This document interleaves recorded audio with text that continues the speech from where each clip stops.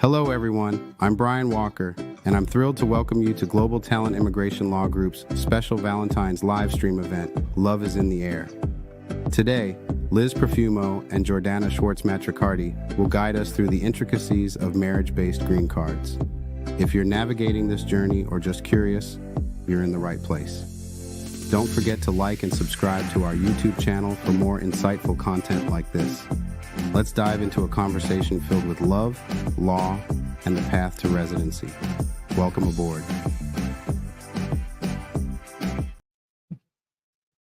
Hi, everyone. We are here today to talk about marriage-based green cards. I'm Jordana Schwartz, and this is Liz Profumo. Hi. So let's just get right into it. Jessica from Los Angeles asks, what if a U.S. citizen spouse can't show sufficient financial funds? Are there alternatives?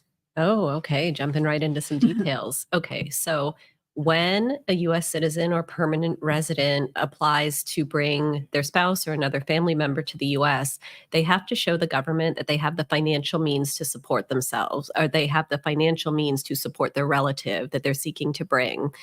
They show this by providing their most recent federal tax return and proof of their current income or assets to show that they can liquid assets that are available in case they need to be liquidated in order to provide the financial support. So to answer your question, if a U.S. citizen can't show the financial support or the petitioner can't show financial support, in that case, they need to get a joint sponsor who it's another U.S. citizen or permanent resident who can show that they meet the financial requirements. If the beneficiary, if the foreign spouse is work authorized, then their income can also be counted towards the financial support requirement as well. So those are the two things that we would explore if the U.S. citizen is not able to meet the financial support requirement. Okay. So why don't we go back up a little bit, Okay. And let's ask the obvious question, which is, what is a marriage-based green card? Good idea, Jordana. So a marriage-based green card is an application for permanent residency that is available to foreign nationals who are married to U.S. citizens or residents who enter the U.S. With inspection. I should correct that. It can be available to people also who enter without inspection in certain instances, but it is a permanent resident visa that allows someone to live and work in the U.S. permanently. Okay. And then if you could explain what a fiance visa is. So a fiance visa is a temporary visa that allows the fiance of a U.S. citizen to enter the U.S. for the purpose of getting married. Okay. So now that we have that cleared up, let's get into another question. Actually, I'm going to ask a question that just came in on the chat. And this one is from Tu. And Tu asks, I am curious what options myself and my husband might have with visas/green cards for the U.S. We both currently live in New Zealand. Okay. Well, so we would have to explore we'd have to explore your background and find out if there's any offers of employment to serve as the basis for visas. We'd also have to figure out if you or your husband or any of your close relatives are U.S. citizens to see if that is going to be a route as well. Okay. All right. So next question comes from Anna in Los Angeles. And she asks, is there a recommended time limit when changing from a work visa to a marriage-based green card? So a work visa to a marriage-based green card, no, there's not really any limitation on that. So if you're in the U.S. with your work visa and you marry a U.S. citizen or resident, you're able to go ahead and apply for the green card immediately after the marriage.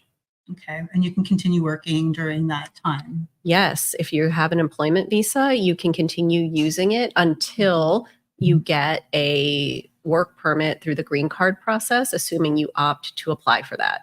But yes, filing for the green card does not cancel any existing employment visa. Okay. And doesn't it actually kind of open up more avenues for you at that point in case you are on a work visa that requires you to only be working in one particular field?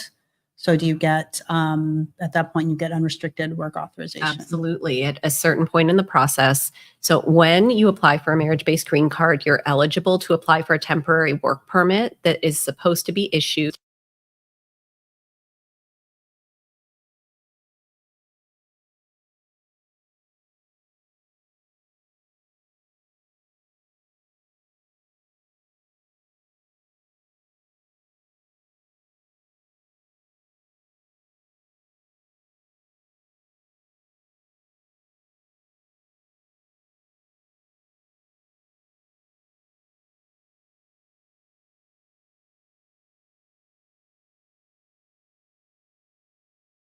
There are 13 different kinds of J visas that are exchange visitor visas.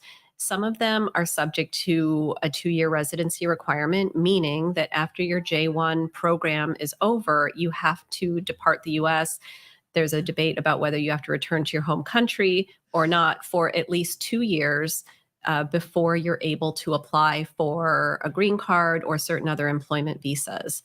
So if you have had a J1 visa and you have not fulfilled the 2-year residency requirement. So if you have not spent 2 years outside the United States, you will not be eligible to apply for the green card until and unless you get a waiver. So there's a specific waiver process that you have to go through to get special permission to stay in the US and adjust status based on the marriage if you have that J1 2-year residency requirement. Okay, thank you. Let me look at the chat. Let's see if we have any questions here. Nope, nothing new. Okay, so Audrey from St. Petersburg, Florida, she's asking, can I know your thoughts on someone getting married while in the US on a tourist visa? Oh, Audrey, what a good question. Okay. So, when someone enters the US as a visitor, at the border or the airport where you come in and you're questioned about what your intention is in the US, they want to know that visitors are planning to depart the US and that visitors are not planning to stay in the US and become permanent residents. Okay, so that being said, if someone has been in the US for at least 90 days, there is a presumption that whatever their intention was at the time of entry, that things could have changed after 90 days. So if someone has been in the US as a visitor for at least 90 days, then I personally don't see any issue with, with applying for the marriage-based green card. Of course, you would have to be prepared to explain if it's asked at any point in the process that your intention when you entered was indeed to engage in touristic or visitor authorized activities. And then after the 90 days, circumstances changed and you and your spouse decided to marry and go through the green card process. Okay. I'm going to look back here at the chat, and it looks like two from earlier is clarifying or asking an additional question, which is, can my American citizen husband apply for a visa for us while we are living in New Zealand? Oh, another good question. Okay, so this brings up the issue of domicile. So in order for a U.S. citizen to bring a spouse or a relative, the government has to see that the U.S. citizen is domiciled in the U.S. And that means that they consider their primary residence to be in the U.S. So in a situation like yours, if you and your spouse are living abroad, your spouse should plan to establish domicile in the U.S., which would mean establish a mailing address. It doesn't necessarily have to be, your own house or apartment. It can be with a family member or a friend. There should be some kind of financial ties or obligations, bank accounts, bills. So there should be some ties to the U.S. established before you start the citizenship or the residency process for the family. But there is a way to do that. Okay. I hope that answers your question too. Let's see. Ramona has a question in the chat as well. And she's asking if you already have a green card through work and then you get married to a US citizen, should you change the green card to a marriage green card for faster citizenship? So if you already have a green card that is approved, then there's no reason to make a change. Once a green card is issued for any reason, it's your permanent residency status. So just keep it, no need to change it. If you have a residency application in process based on employment, and then you marry a US citizen, you might want to change your process over to a marriage-based green card process. But if it's already approved, then no need to take any action if you marry a US citizen. And would this also apply to someone who's from a country that's retrogressed Yes, right now? absolutely. So meaning that there are certain countries, primarily China and India, that have long wait times and backlogs for employment-based green cards. So if you are in a backlogged category and you're waiting for your number to become current and you marry a US citizen, then absolutely applying through the marriage is going to be a much faster route. Okay. And Ramona also asks, how fast is the process for green card through marriage? From the moment you start the process to receiving the paperwork that allows you to travel and work? So this varies greatly by jurisdiction, meaning from city to city. In Los Angeles, we're actually seeing work permits coming through. It's a very wide range, anywhere from 2 to 6 months. Mm-hmm. The travel permits are more like 9 months here in Los Angeles. Nationwide, they're saying that the total processing time is 18 to 24 months for that green card. I think that the work permit should still come through in a similar time frame, 6 to 9 months, but again, different city by city. Okay. HY, I think, asked the question that you just answered, which is it common that the travel permit that the travel permit is issued later than the approval of the green card? Oh, so Like, it's a little no. different. Yeah, so it's commonly issued after the work permit, but the travel permit actually cannot be issued after the green card. After the green card's issued, then what USCIS typically does is send a notice saying they have closed the application for the travel document since the green card's already issued. Okay. And I have some other questions, actually commonly asked questions that I want to go through with you. One is, does my spouse have to be a citizen or can they be a green card holder? For a marriage-based green card? Yeah, so spouses of green card holders are eligible to apply for residency based on the marriage. So the spouse can be a green card holder or permanent resident. And does the time frame differ? Very slightly. For the last 3 to 5 years, it's actually been identical. And then I think it was about a year ago, they started making the process for residents a few months longer. Okay. Yeah, actually, at this moment, there is a little bit of a backlog, by a few months, but. Okay, but nothing too extreme. Right. Okay. And looks like the chat is on fire right now. So let's ask another question. This one comes from Gregory, and he wants to know, is there a better way to approach the marriage other than coming in on a visitor visa and staying over 90 days and declaring you are engaged and your circumstances have changed? So, Gregory, this is, this is what the fiance visa is created for.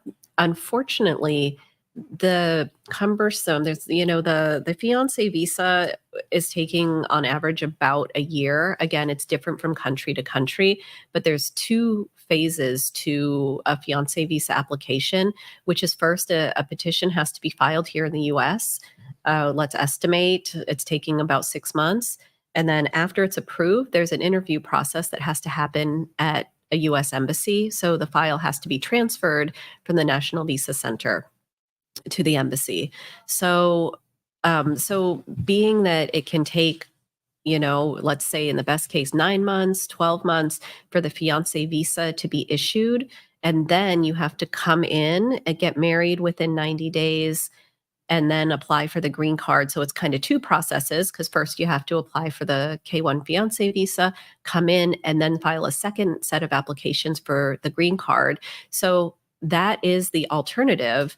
But based on the timeline and the cumbersome nature of the process, you can see it's not,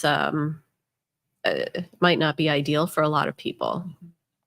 So would you say of the two processes, the more, if you can, that the better one would probably be the marriage-based green card from within the United States? Well, so do you mean with an entry, like entry, a tourist entry?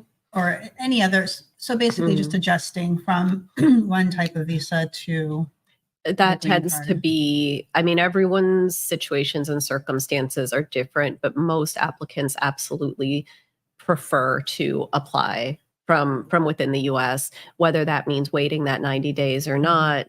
In most cases it does, or in many cases it does. So Gregory, I hope that answers your question. Okay. And another question from HY, is the speed for processing different between Hong Kong citizen versus a Chinese mainland citizen? So no, there's not. But also for marriage-based green cards, there is not a backlog for citizens of China or Hong Kong. Which is great. That's something, Yes. that we definitely need to make clear. Elvira asks, I just got approved for my EB1 green card. You worked on my case. Hi, Elvira. Thank you so much. Now, we are about to do a second step where I need to change status, do medical exam, etc. But I'm about to get married to a U.S. citizen, and we would like to see how it can impact my case. Good question. So, Elvira, at this point, you already have what's called an approved petition. So if you marry a U.S. citizen, then your spouse is going to be eligible to file a petition based on the marriage. Now, since you already have an approved petition based on extraordinary ability, there's no benefit to filing a petition through your marriage, because you're also in your category, you're eligible to go ahead and file the adjustment of status, the actual green card application right away. There's no backlog, no delay. So I think you should just go ahead and finish out the employment-based process, and there's not going to be a benefit to you of filing anything through the marriage at this point. But congratulations on your upcoming wedding. Congratulations. Okay, so 2 asks, is there any benefit to us getting a marriage license in the US as well as our current marriage license in New Zealand? So you do not have to you can be married anywhere in the world. The US will acknowledge marriages from anywhere in the world. So it's not necessary to get married in more than one country. Okay. All right. So does it matter if me or my spouse were previously married? So probably not. So when you apply, when a U.S. citizen or resident applies to bring their spouse, they do have to disclose any previous marriages and divorces. It's only an issue if the U.S. citizen or resident spouse has petitioned for multiple spouses in the past. So if you are, I've had cases where the second spouse, you're the second spouse that this person has applied for permanent residency through, and that's been okay. And I don't have experience, I don't think, with someone who has brought a third spouse, but it can become an issue under those circumstances. Okay, that makes sense. If I marry a U.S. citizen outside the U.S., how long does it take to process a green card immigrant visa through the consulate? Another good question. So it really varies country to country. Our best estimate is about 1.5 years, but I've seen them go faster and I've seen them take significantly longer as well. But I would say a year and a half is a good average benchmark. Okay. And 2 wants to know, what is the financial threshold needed to be a petitioner? So this is set out by a document called the I-864P, which is available on the uscis.gov website. Generally for broad strokes here, for a U.S. citizen who doesn't have any other dependents and is bringing their spouse, the minimum income is around $24,000 US of total income. And then for every additional person in the household, you want to add about $5,000 to the minimum earnings. Again, estimated, but the I-864P will have the exact figures. And to clarify, do they only take into account the finances of the U.S. citizen or green card petitioner, or do they consider the finances of the applicant? So they'll consider the income and assets of the U.S. citizen or resident petitioner and will only consider the income of the foreign spouse if the foreign spouse is work authorized in the U.S. Okay, that's good to know. All right, let's see. HY wants to know, if you own a business in the U.S. and are currently unable to work because you are under a tourist visa, does it make sense to do a premium processing O1 visa, then apply for a marriage-based green card once you are on the O visa? Okay, so I think that we should talk separately. I don't have enough information to be able to answer that specific question. I would need to know much more about the situation and the circumstances. What I can say is that if someone does have an O1 visa, and then they are married to a U.S. citizen or resident, they are eligible to apply for the green card based on the marriage after if you're here with O1 status. Okay, and to kind of piggyback on that, if I'm approved for a marriage-based green card, but my current visa status is set to expire shortly afterwards, will I need to renew it? Okay, so it's a really good question. It's once a green card application is filed, it's not legally required to extend any non-immigrant visa status. I would say that it's best practice to do so. It's always good to have an underlying non-immigrant visa status in case somehow something happens to the green card application and it's not ultimately approved. If you have a valid underlying status, you'll be able to remain in the United States after the denial of the green card application. So it's not strictly required to extend, but it may be a good idea. Yeah, and I think that's just best practices for any green card application. That's right. Across the board. I agree. Okay, so looking at the chat again, Gregory asks, I'm sorry, let me go back to HY. So HY, I think, was just asking another question, which you can always answer. If you want to book a consultation, please feel free. We'd be happy to answer any specific questions offline.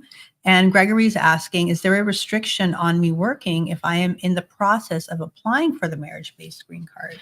So Gregory, if you are in the process of applying for the marriage-based green card, but you have not yet received your work permit, you're not going to be work authorized unless you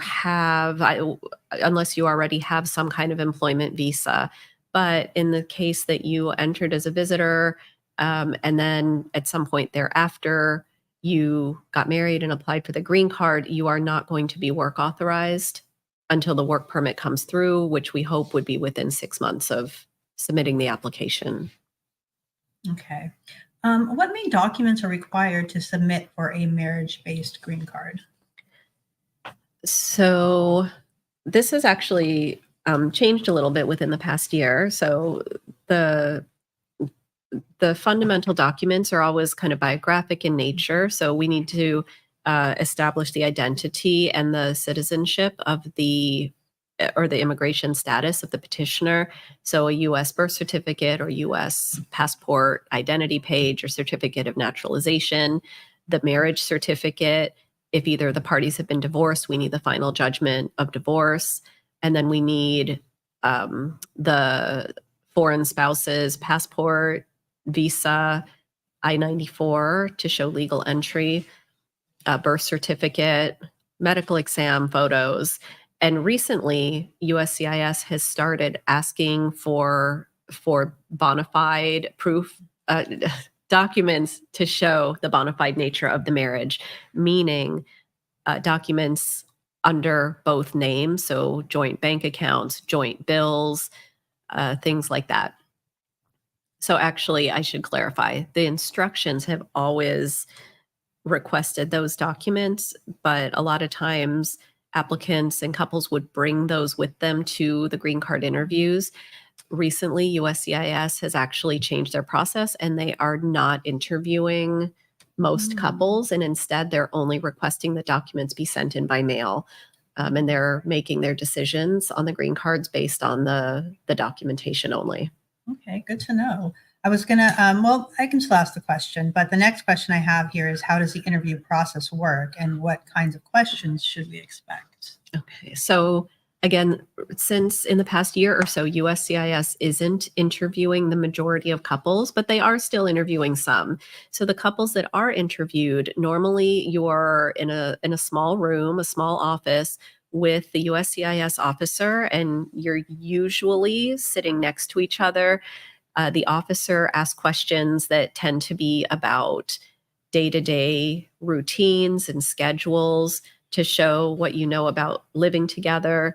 Sometimes they ask some questions about travel history, where you spent the holidays, top-line questions about each other's families. Now, if you get, and so if, most interviews will be that kind of format. They're relatively short, 10, 15 minutes. And then most cases will be approved. Now, not everyone gets that nice casual interview. The other possible format is that the interviewing officer asks one spouse to stay in the room and asks the other spouse to leave, and then asks a series of more detailed questions. And then they switch the spouses out and ask the exact same questions.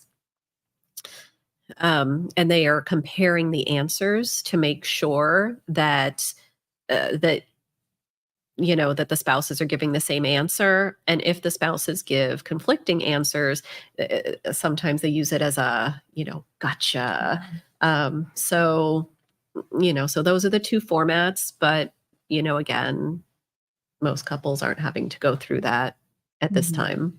And would you recommend that they that these couples should have an attorney present with them at the interview, or just be prepped beforehand? Yeah, these days, because it's unusual to be interviewed, I do recommend that anyone who is called for an interview does have representation, just because you're not sure.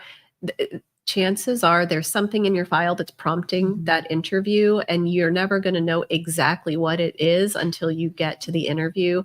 And having an attorney there who's able to address whatever that issue might be is going to give you the best chance of a smooth and successful interview, in my opinion. Absolutely. Okay. So let me take another question from the chat. This one is from Aaron, and they're asking, could you please clarify what medical records they ask for? So there is actually an immigration form that we all have access to on the USCIS website. It's the I-693 form on the USCIS.gov website. And this has to be filled out by a USCIS authorized doctor. And my understanding, so actually I've never had to undergo this exam personally. My understanding is that they don't require you to provide your past medical records. If you do have your vaccination records, sometimes that's relevant in terms of what vaccinations you might need to get as part of the exam. So I hope it's helpful, but you might have to ask when you schedule your medical exam, you should ask the doctor's office if there are any records that they need to see, but I don't believe that there are. Okay. Next question is, how long after being married can I apply for the green card? So normally, I mean, we have to know the circumstances. I mean, normally, if you're married to a U.S. citizen or resident, you're eligible to apply for the green card immediately after the marriage. Now, based on when you entered the U.S. and what status you entered the U.S. in, we might have to consider the 90 days, waiting, for 90 days to pass or not. But normally, so legally, you're eligible to apply after the legal marriage. Right. So I'm on my last question here, and I would just want to make a call out for any last questions in the chat. If anyone has anything that they'd like to ask, we're going to be wrapping up very shortly. So please go ahead. And here I have a question about changes in circumstances. So in case of a change in circumstances, such as moving to a different state or job loss, how does it affect our green card application? So when you move to a different state, you need to file a change of address, because in the case that you are interviewed, where you're living will change. In terms of a job loss, there's not really, if you are interviewed, you would bring up the change of circumstances at the interview. If you're not interviewed and everything's done by mail, there's really not a process where you would need to, submit additional documents or report that kind of information. So I think it depends. So look, if it's a material change, like you get divorced, in that case, you would notify USCIS and you would stop the case. But any other kind of change, it's likely that you would not necessarily need to report it. I think it really is going to be dependent on the circumstances, though. Okay, and Elvira wants to know, is marriage green card easier and cheaper to process than to finish with an EB1 process after having your I-140 approved? No. So, answer. Yeah. So, No. Elvira, the process that's left for you is actually going to be comparable, maybe even a little bit easier than the marriage-based green card, because you've already done the hard work of getting the I-140 approved. Yeah, that's a tough one. Yeah.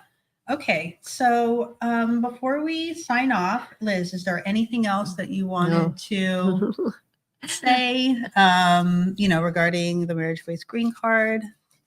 So I just noticed that I've been getting a lot of inquiries lately this year. Mm-hmm. So maybe there is, something going around. Yeah. So I would just say to call us, schedule a consultation to talk about your individual circumstances and, what's going to work best for you and your family. Okay. And if you have any questions that we did not touch on today, please feel free to email us or, get in touch with us through the links that we have below our YouTube video, and we would be happy to answer them.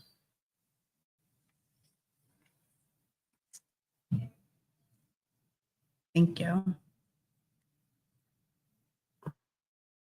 Thank you all for joining us today for Love is in the Air, our Valentine special live stream on marriage-based green cards. It's been a pleasure having Liz Profumo and Jordana Schwartz-Matricardi share their expertise with us. Remember, if you found this session valuable, please like this video and subscribe to Global Talent Immigration Law Group's YouTube channel for more updates and insights. Your journey doesn't have to be taken alone. We're here to help every step of the way. Until next time, take care and see you soon.